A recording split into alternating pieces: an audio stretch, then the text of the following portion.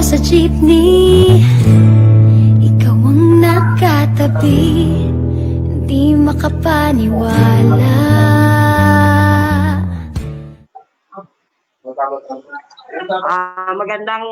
Hapon po sa inyong lahat. Ito po ang inyong lingkod, Mamita Lorenzo ng Arangkada sa Transportasyon. Ngayong araw po ng Lunes, tayo po ay aarangkada na naman sa pamamagitan ni Mamita. Nagpapasalamat po tayo sa ating EFI radio station. Nandito na naman po tayo sa ating istasyon. Ngayon po, hindi natin malaman kung ano ang mangyayari po sa sitwasyon ngayon sa transport. Marami pong mga tao na nagkakaroon ng konting problema sa mga pagkakasakay nila sa mga service, hindi nila malaman kung paano ang gagawin nila ngayon. Sa ngayon po ngayon, nagpapasalamat din po tayo kay Elmer Francisco na pinahintulutan tayo na mag-ere dito sa EFI radio station. Maraming salamat din po kay Sir Adrian de los Reyes na siya po ang aming pinaka-director dito sa ating palatuntunan, Arangkada sa Transportasyon. Ngayon po, ang pinag-aaralan po namin kung paano po maitutulong namin sa aming mga kasamahan sa transport na kung maaari po ay magkaroon ng isang pagsama-sama kung ano ang dapat namin gawin para dun sa mga hindi pa po bumabiyahe. Mahal naming Chairman Dekla na kung maaari po ang ating mga transport, lalo na po ang mga UB at mga jeepney sa Kalakhan, Maynila, ay magkaroon po sila ng mga biyahe para po meron po silang pagtustos sa kanilang pangangailangan sa ating bayan. Sa ngayon po, sa dami po ng problema, sa dami po ng iniisip ng ating mga driver, kung paano po sila masusolusyonan ang mga kanilang mga pangangailangan sa kanilang pamumuhay. Sa ngayon po, pinag-iisipan po namin kung lalo na po sa aming samahan, sa pamamagitan po ng ating mahal na Elmer Francisco, kung paano po makakatulong sa mga frontliner, lalo na po ngayon na napakahirap sumakay. Sana po meron pong mga tao o may puso na pwede magpahiram ng kanilang mga sasakyan na hindi naman nagagamit, lalo na po yung mga bagong mga sasakyan na katulad po ni Sir Elmer, siya po ang nag-iisip kung ano ang dapat niya maitulong sa mga frontliner ngayon. Mahal naming Mrs. Ang, baka pwede naman po yung kaming pahiramin ng 10 unit para sa mga frontliner. Dahil kailangan po namin ng sasakyan para po makapaglingkod sa sambayan ng Pilipino. Ngayon po, iniintay lang po natin ang pagpasok ng aking co-anchor na si Ray Liwag. Ito po yung isang problema po namin. Kung paano po namin masusolusyonan ang aming pong tinatawag na pagpapalit ng unit po sa aming mga kasamahan. Ang pagpapalit po ng unit sa aming mga kasamahan, hindi natin malaman kung talagang ito po ay tutuloy lalo na ngayon sa pandemya. Yun po yung ating pong ang inyong pong lingkod ay hindi lang po isang transport leader, kundi isang din nagbibisyon sa mangyayari po sa ating bansa. Sa ngayon po, nakikiramay po kami sa ating Mayor, Fredolin, sa kanyang pagyaw po ng isang araw. Tapos, dinagdagan na naman po na sinasabi ko na hindi ko naman alam na siya po rin po pala yun. Nahihingan namin ng tulong sa pamamagitan po ng gamot na sinabi ng kanyang secretary ni Congressman Dato na ma'am, humingi ka po sa amin ng aming na kung ano yung maitutulong ng ating Congressman Datol. Nakikiramay po rin kami sa ating Congressman Datol.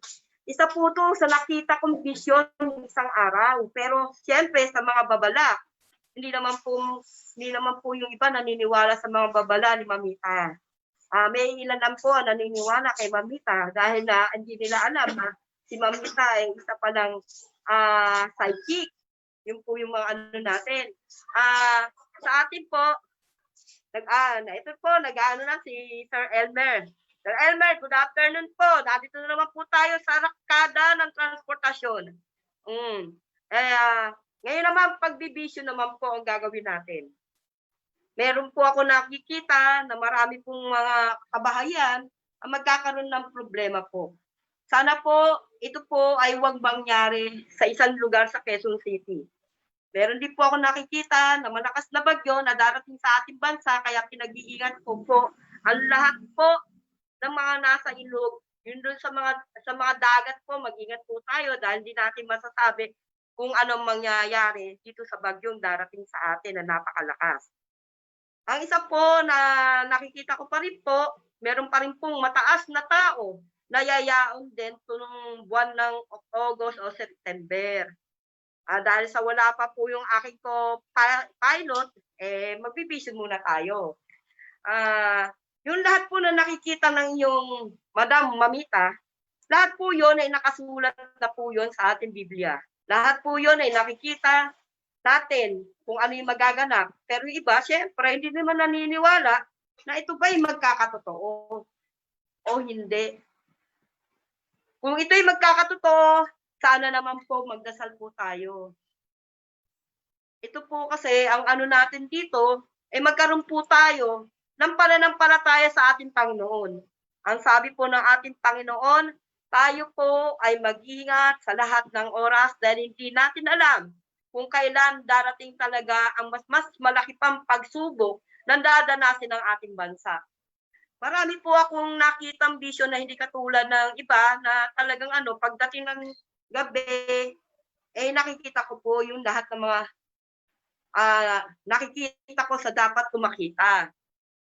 Ngayon po, parang may pumapasok po sa atin isang guest na hindi ko alam kung ito po, ang pag-ingatan po natin. Kailangan po natin mag-impok po tayo ng ating mga pagkain.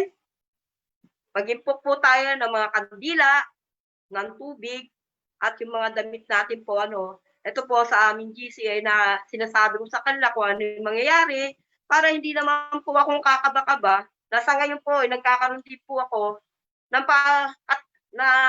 parang natatakot din po ako sa mangyayari. Pero tinitibayan ko po ang aking kalooban. I'm very, very sorry to our Congressman Datol. Siya pala po yung isa sa nakita ko na mawawala sa mundong ito. At sa ating mahal na Mayor Alfredo Lim, isa rin po siya sa nakita ko.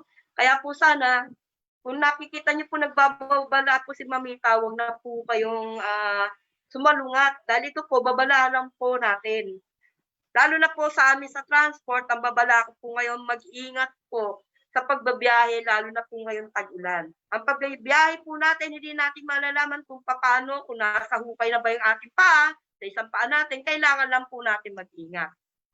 Sa pamamagitan po ng programang Arangkada sa Transportasyon, dito po yung malalaman yung lahat.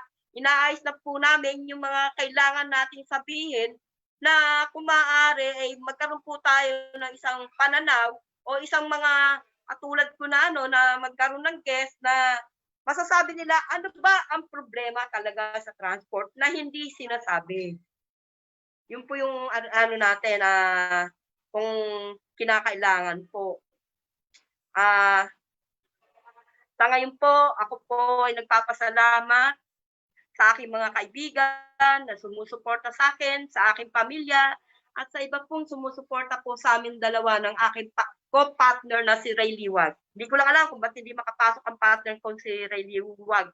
Mas maganda siguro kung kami dalawa na dito, nag-iisa lang ako eh. Tapos wala pang liko sa talagang masyado po tayong busy sa mga natin ngayon sa ating mga kasamahan na binibigyan natin ng tulong, yung tulong na kailangan nilang makamit sa pamamagitan po natin, na tulong na kailangan nilang makamit, na kahit konti po ay makatulong po tayo sa kanila. Sa ngayon po, ang problema po ng bansa ay napakalaki po. Dumadami po. Nakikiusap po ako sa mga transport leader, sa mga mayor, senator, na sana po ay tulungan natin ang ating mga kababayan kung sakali po sila ay hindi magkaroon po ng mga ayuda, yung bahay-bahay po ay atin tulungan para po magkaroon po sila ng pagkain. Kahit konti lang po, pamatid, gutom lang po ang kailangan ng ating mga kasamahan. Narito na po yata si Partner Ray Liwag. Partner Ray Liwag, nasaan ka na? Kahit tinatawagan mo, pinabayaan mo na yata ako dito partner partner. Ito po, sa mga ano ko po, sa aking pananaw po ngayon, hindi po matatapos ang ating COVID-19. Kaya kung maaari po yung pag-iingat natin, doblehin po natin, hindi po puwede tayo po ay hindi natin doblehin lalo na po ang mga kabataan. At lalo na rin po ang mga senior citizen na kailangan po natin tignan din ang kanilang pangangailangan. Hindi lang po transportasyon ang atin dapat pagtungnan. Ang transport po, ito po yung dapat nating ayusin kung anong dapat ayusin sa mga kasamahan natin sa transport. Bigyan po natin ng magandang pag-asa ang mga transport na nawalan ng mga hanap buhay na ngayon po ay kailangan nila ng kanilang hanap buhay. Kung maaari lang po, nananawagan po ako sa DTI, nananawagan din po ako sa DOLE, nananawagan din po ako sa DSWD, na kung maaari, yung mga nawala ng hanap buhay na katulad namin mga operator, katulad ng mga driver namin na naghihikahos na talaga sa buhay, ay matulungan nyo sa pamamagitan ng livelihood program. Kung meron naman nakikinig dyan ng mga senador, huwag na lang po tayong paupo. Mga mahal na senador, kung maaari lang po, tulungan natin po ang ating mga arangkada sa transport na matulungan natin sa pamamagitan po nagpagbibigay ng mga loan, livelihood program. Bigyan natin sila para hindi na po tayong aasa. Di po ba? Kailangan po natin ito para po sa ating bansa na natutulungan natin ang ating pong mga kababayan. Ilan libong mga transport driver and operator na sa ngayon naghihikahos.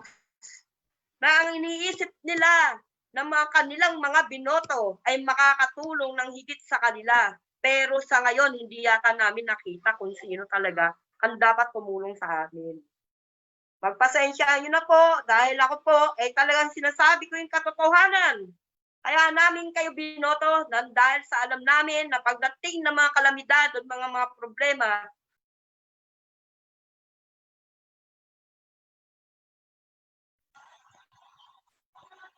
Interrupt po tayo. Marami pong tumatawag sa inyong lingkod.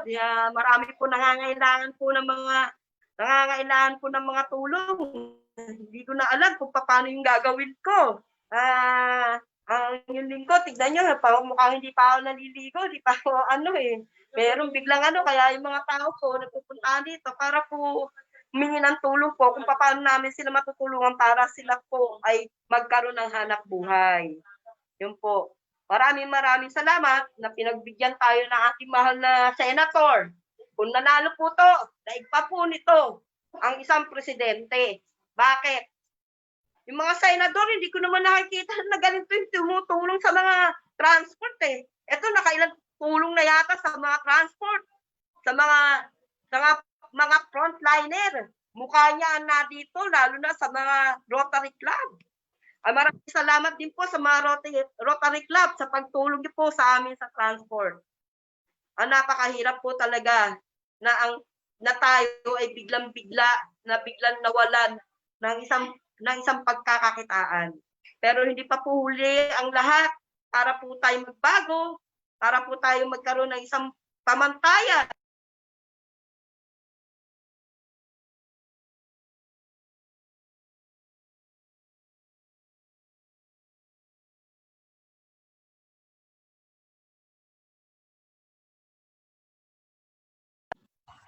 Ay, Bochop. Patawag na si Chris sa kabila. Ito po, medyo meron po nagtatawag sa atin. Marami pong tinatanong kung ano po yung mangyayari. Diba? Hindi ko na malaman kung paano yung gagawin ko. Tumatawag na po sila sa akin. Yan sa kabila. Yun po, magpatuloy po tayo. Hintayin po natin ang aking kapatner. Susunod, siya naman ang magsasalita para makapasok na siya, para medyo, naman tayo, pahinga-pahinga ng konti, siya naman magsasalita para sa atin sa transport. Alam niyo ba, ang transport ay napakahirap. Pero ang inyong lingkod ay hindi nahirapan sa loob ng 34 years old, 34 years. Sa 34 years po, di po natin alam. Diba? Lahat po ng mga chairman, mga nangyayari, mga presidente, yung mga presidente po, hindi po natin alam kung ano yung ano natin sa transport noon. Pero kahit sa papano, nagkaroon po ng linaw ang ating pong paghihirap sa transport. Kaya po tayong mga kapatid sa transport, huwag po tayong mawalan ng pag-asa. Lalo na sinasabi nila na magkakaroon tayo ng modernization program at tumbas na po ng buhay natin ang modernization program. Way back 2009. Ang 2009 ay ang ating, hindi ko alam kung 7 po yun, na pinoklama ang modernization ng ating mahal na Pangulong Gloria Macapagal Arroyo. Ang ating mahal na Pangulong Macapagal Arroyo, siya po ang nagano nung electric jeep, pero hindi po natuloy yung electric jeep. Kaya kung maaari lang po, ito po ay pagpatuloy natin. Hindi wala naman sinasabing jeepney, phase out. Sinasabi ko, no, to phase out kasi ito po yung nararamdaman ko na mga hinaing ng mga driver. Ang mga hinaing ng mga driver po ay napakahirap. Yun po yung nakikita ko po na sa isang bagay na kung maaari ay malimitahan natin kung ano yung dapat. Ngayon po, meron po tayong mga bagay-bagay.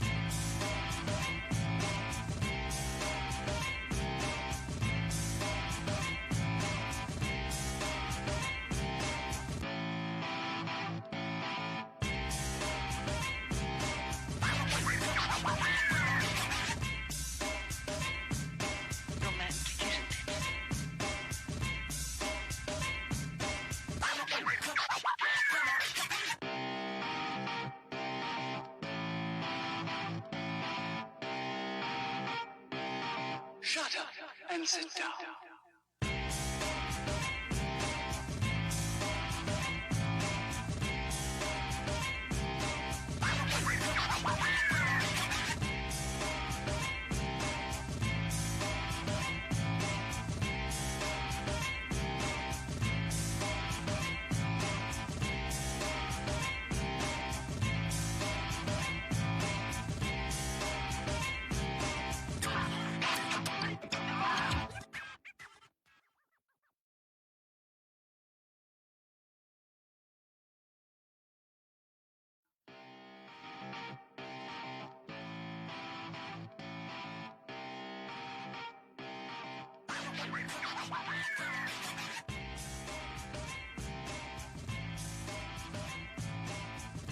Oo, yan na. Nandiyan na ba si ano? Si Ray? Si Ray?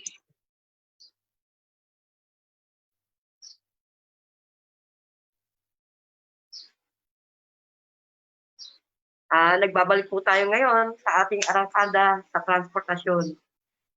Nagkaroon pa ng konti, hindi natin kung ano yung mangyayari. Yun na nga po, balikan natin po yung mga problema ng transport. Unang-una po yung problema, kung paano po masustain, kung paano po makakabili ang ating mga kaibigang operator ng mga sasakyan para sa kanilang panghanap buhay.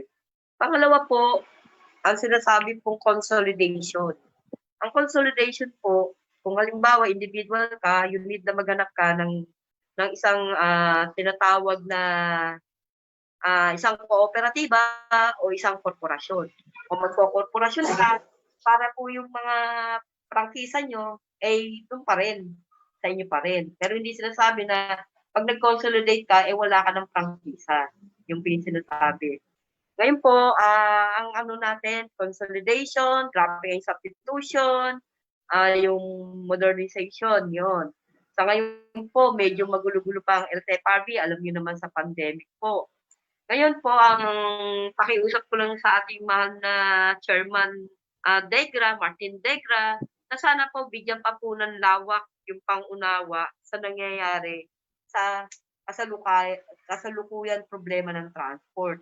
Napakahirap po, marami na po na hindi nakakabiyahe na talagang hindi malaman kung ano yung gagawin po sa buhay nila, kung ano yung hanap buhay na gagamitin nila.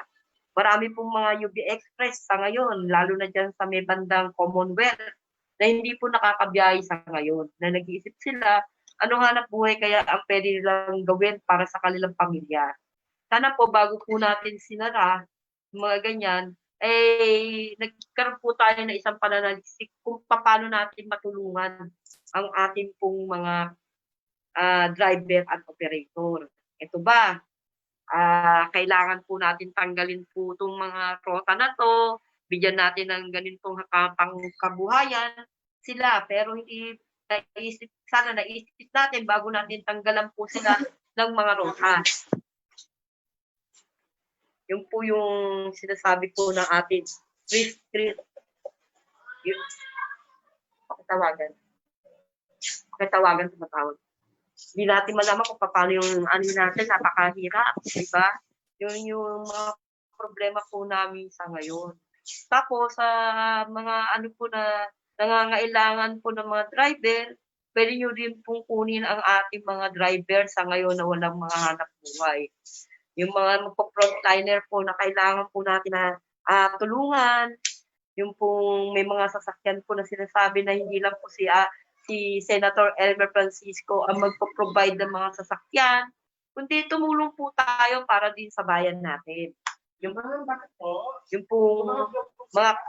kailangan po na natin na kailangan nating gawin, kung ano ang dapat nating gawin dito sa ating mga kasamahan. Alam niyo, nakakalungkot man na isipin na sa isang iglap ay dumating ang pandemic. Nakakalungkot lang po na dumating sa buhay namin ito, na hindi namin alam kung hanggang kailan po ang paghihirap ng mga tao, lalo na ng mga driver, operator. Napakahirap po na nangyari. Kung isipin natin, kailangan po pala pagdating ng oras na dumating ulit po tayo sa buhay natin, na magkaroon po tayo ng isang pagkakataon na sinasabi ng ating Panginoon, na kailangan po ay tayo po ay magsubid ng pera para sa ating mga mahal sa buhay, sa pagninegosyo natin, para hindi tayo aasa sa ibang tao. Yun po yung marami pong ganyan na pagdating ng oras na nawalan sila ng pera, di na nila malaman kung ano yung gagawin nila. Kaya sana po sa mga kaibigan ko po sa transport, magtulungan po tayo sa pamamagitan ng sinasabing kapit-bisik o sama-sama na mabigyan natin ng negosyo ng bawat isa. Kung ito po, kung isipin natin, pwede po natin gawin to. Sa halagang piso, o 1 milyon tayong mga driver. Sa 1 milyon tayong mga driver, pwede na po natin paghati-hatian para sa negosyo ng ating mga nasasakupang transportasyon. Sana po may mga transport leader na tulungan din po yung mga tao na dapat nilang matulungan. Po ba? Yun po ang ano natin sa pangkasalukuyan. Okay. Okay na? Maraming salamat sa mga taong nakinig sa akin. Sa ngayon, ang ano ko lang, nagpapasalamat ako sa ating mahal na Senador Elmer Francisco, Adrian de los Reyes, sa aking co-partner na si Ray Liwag na hindi nakapasok sa Erico, na kung maaari po ay ganito gawin natin. Diba, napakahirap talaga. Ako po hirap na hirap. Maraming salamat po sa pagtutok niyo po sa sa transportasyon. Okay?